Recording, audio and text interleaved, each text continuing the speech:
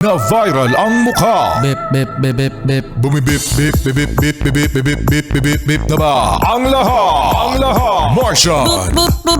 Enrico Pañero. Bip, bip, bip, bip, bip. Bip, bip, bip, bip, bip, bip.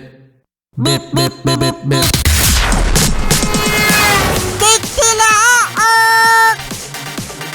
Tik-tik-tilaak! Bip, bip, bip, bip, bip. Ito na ang 101.1 Yes FM Balitang Oy, napanood nyo ba mga Yes Friend ang solid na video na nag-viral nung pumunta si PBBM sa Canada?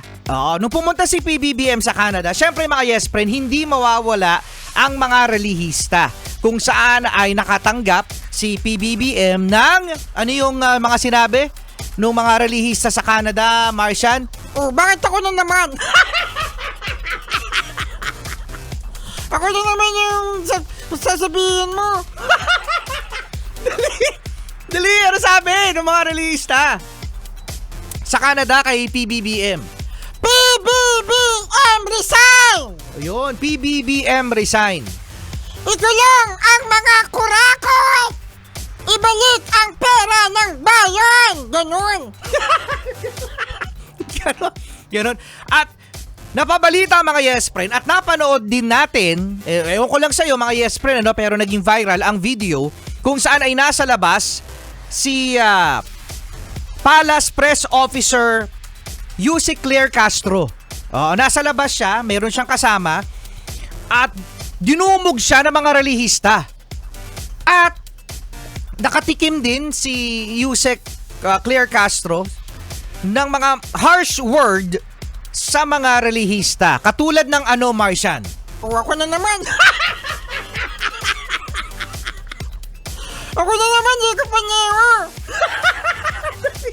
Dali, kaya mo yan. Dali, kaya mo yan. Ano yung sinabi ng mga Pinoy na nag-arali sa Canada? Sabi nila, Tingnan mo, gagawin mo rin. sabi nila Rico Pañero, sabi nila mga Yes Friend kay Attorney Claire. Ano sabi nila kay Auntie Claire? Pangit!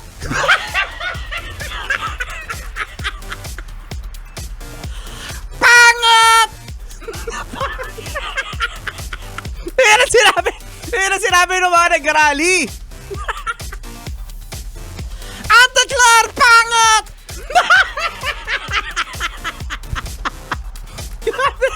Grabe na. Bukod pa doon, meron pa. Ay, oo nga, meron pa pala. Akala ko yung pangit lang.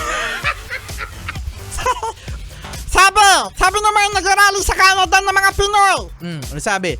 sabihin mo dyan sa presidente na mag-resign na siya. Yun. No? Meron pa sinabi, Ano sinabi? pangit! Ay, nako. At eto na nga. Ang development mga Yes Friend ay hindi na irereklamo ni Auntie Claire ang mga Pinoy na nagsabi sa kanya ng mga harsh words at nabastusan daw kasi si Auntie Claire sa inasal ng mga Pinoy. At sinabi rin ni Auntie Claire na kung ganyan daw ang ugali ng mga Pinoy ay hindi raw tayo uunlad. Ay, wow! Bakit? Maunlad ba tayo? Kahit pa mabuti, kahit pa mabait tayo, uunlad ba? Sa sitwasyon ngayon? Sa sitwasyon. Pangit! Ayun yung sabi ng mga ano doon, ng mga relistang mga Pinoy sa Canada. Ramdam na ramdam. Ramdam na ramdam yung pagkakasabi ng pangit Pangit!